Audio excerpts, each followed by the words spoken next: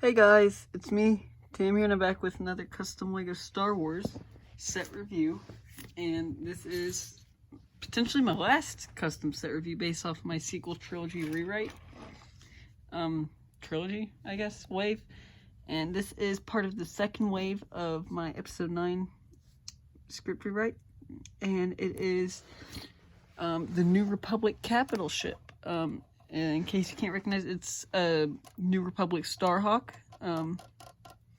A more updated version since we've seen in Squadrons, and this would be about 30 years after that. So I mean, it's been perfected and touched up, and my version is very back heavy, unfortunately, which is causing big problems for at least the balancing. As you can see, this would be the largest set of the second wave, and it's got a handful of figures. So yeah, I guess we'll start from most important or least important to most important now. Yeah, we'll start from the most important to the least important and most important. So here we have Admiral Akbar. This is, I forget what I used for his figure and the previous set that I did. I think it was the, I did him in one of them. I think it was the D-Wing set, my very first review. And so I think this might be pretty much the same figure, honestly. But so he has a red coffee mug, because I didn't know what else to give him. He's got his Admiral Akbar head. He's got Commander Sato's torso, and I think this is Admiral Akbar's legs. But yeah. So this is episode 9, Admiral Akbar. He commands the Radis, which is the ship. Next figure is Leia Organa, General Leia Organa. And this is different from the Night Buzzard version, as you can tell. She have the same head, though this head that I used here is the Resistance set Leia, which is my favorite, I guess, sequel trilogy era Leia head. I think it's really nice, and so that's the head that I would want to use. And her torso and legs came from Admiral Holdo. So yeah, I used that here. She's got a cane and then also a silver pistol, and she's got her Leia buns. The third figure is someone that we've seen before in Star Wars, and you may not recognize him. I just changed out his head from this to this, and that's because it is Agent Kallus. He's much older. I realized that, and I was like, I don't know why I'm using his younger head. This doesn't work for an older Kallus. But so yeah, this is Agent Kallus. He's probably in his like 70s or something. No, he's probably in his like 50s or so. So he's got a pistol, and I wanted him to have two, but I couldn't find the other one, but one works. His torso and legs came from the Resistance bomber, and it is Poe's torso and legs from that set. And then he's got Tobias Beckett's face and Luke Skywalker's hair. So yeah, fourth figure is a personal favorite of mine, or at least the actor. I really liked him in Lost. This is Admiral Statura, Ushos Statura, something like that. He's got just a plain pistol. His torso is Captain Antilles from the Blockade Runner. He's got just plain legs. His head came with Bail Organa from the Blockade Runner, and his hair is the Finn hair. But yeah, he's seen in the sequels actually too. But so that's him. The fifth figure is Lieutenant Diacy, Larma Diacy. I think is how you pronounce her first name. She has a silver pistol too. She's got just a generic Resistance trooper torso. And then she's got gray legs. Her head is Admiral Holdo's head. But yeah, this is Diacy. So yeah. And then the final figure is just a plain old Resistance, or not Resistance, New Republic trooper. He uses the Old Republic trooper head with the like scarring and whatnot. But he's got the cool Resistance helmet, which I really like, that can fold up and down. He's got just generic torso and legs, and he's got a gunmetal gray blaster. And then the most important character of all is the gonk. So yeah, you can see this. It's pretty basic design. I forget which set it came in. Oh, does not. Oh, it comes off like this. Yeah, you can see here. I mean, it's just a bit of sideways building and whatnot, but pretty simple, but very important. Very, very important. So here we have the Starhawk. Do not go down. Stay up. So for the Starhawk, it's pretty big. Obviously, I think it would be about $120 to $140. I don't think it would be more than the Eclipse, which unfortunately I took apart for Technic parts, but I meant to keep that together. I totally forgot. But so it's pretty big. It's heavy. Like I said, it's very back heavy, which is the purpose for these, which I do not like at all. I would not have them here if I did not need them. But without them, it just falls right on back. Very heavy in the rear. And I forgot the engines. I always forget the engines. I made some of them. I meant to have like 2 of them. Big here. You can see it's got a rear turret section, which the design that we've seen before does not, but this one does. It can go up and down, tilts. It's the last thing I did. But so you can see it's got 2 little... Okay, come on. Why is the focus messed up here? These I'd hope would be the hinged ones, because this does not work very well. These fall off very easily. Actually, this kind of does too a bit. But you can see on the inside, it's just a simple little seating area. They fit pretty well in there, actually, really well. But there's 2 on either side. There's some uneven building in this too. I like doing that.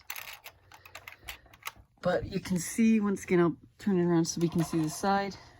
And then we can see the front. It has its most important feature, what is it? The tractor beam. The tractor beam device, which is a really strong tractor beam. You can see it's got its front main bridge. Down there's the secondary bridge, which is that blue, the train's blue stuff.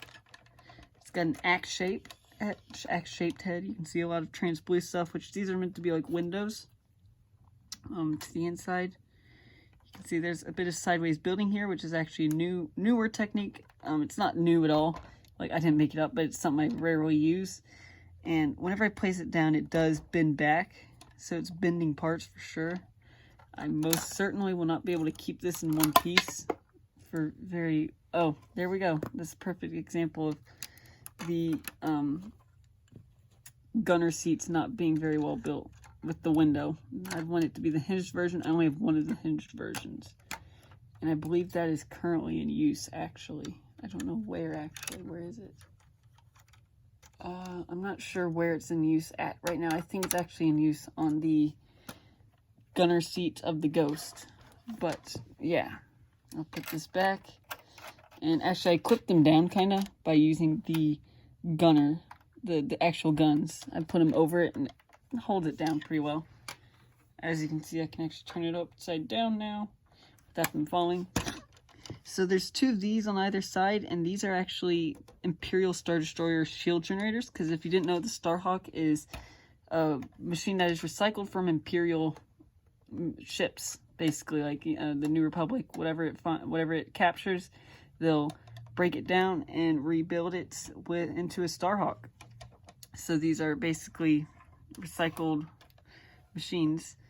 Once again, you can see this here. And there's some exposed technique here and there, which is not preferable, but it's realistic, I think. So this is some of the sideways building I did. You can see these are on ratcheted joints, kind of. And it folds up. And there's a lot of Technic side building. This is what I was talking about. I don't really ever use the 2x2 plate with the Technic pin on the end, on the other end. But so you can see there's a seat. Okay, well, I need to open up both ends. Maybe I can open up this. You can see there's actually a whole lot of sideways building down here. This is mainly just like 4 of these, all on either side, with just a bunch of, you know, touch-ups here and there to make it to where it actually looks good. I'm going to open up the top to let some light in so we can actually see down there. But you cannot see down there. You can see, though, if you could see, there are some control consoles here, you know, generic printed control consoles, but then also there's some special ones, such as this one, which I really like. It came in the Battle Crate set, and it has just some of the classic Star Wars designs on it. And there's some swivel chairs that you can move around. You can spin them, and you can put your figures down here, and once again you can spin them. There's a ladder in the back which leads up into the actual whole second floor of the Starhawk, which I really like how I managed to do that. Once again, you just close them up like that, and then you fold this up and you fold that up, which this isn't really meant to go down, but it can. And see the interior, I'm gonna have to lift up the phone. As you can see here, there's this one which folds up. It's just one really long one, and inside is the jar table area. And that's about it for this area. But then also it goes up there where you can see there's the hole that leads all the way down there. Let me open this up. Maybe even let some light in. And then you can see my finger down there. So yeah, that's the bottom floor. And it, once again, like I said, it leads all the way down there.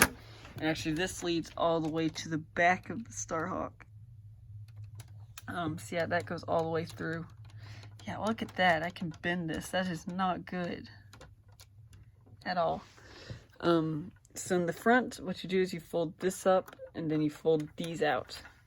See, there's that piece from the Jedi Interceptor, and then there's a swivel white chair here, which you can put Akbar in.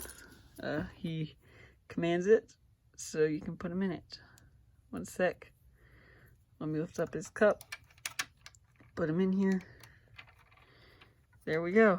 He fits in there perfectly. Once again, this folds back and up. Then this would fold down. And that's a ratcheted joint too. But so you can see down there.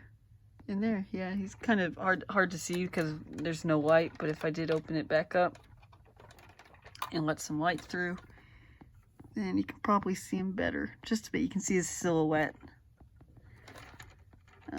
But you can see I can move him.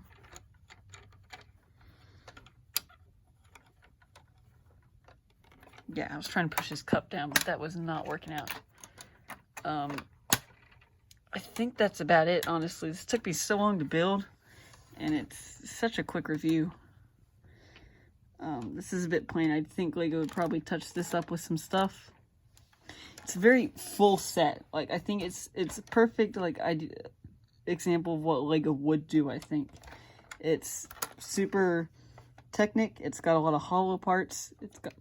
It's got a lot of parts that are like super colorful. It uses a whole lot of parts itself as well, but it's not that big. Like, it's really, here's the 501st speeder. As you can see, it's a bit bigger than what the Bad Batch shuttle is supposed to be, for sure. But I mean, it's, you know, it's a bark speeder and a half long, and it's about a bark speeder tall. And for width, you know, it's probably about a third of a bark speeder. It's about the same width as the AT-RT sideways without the antenna.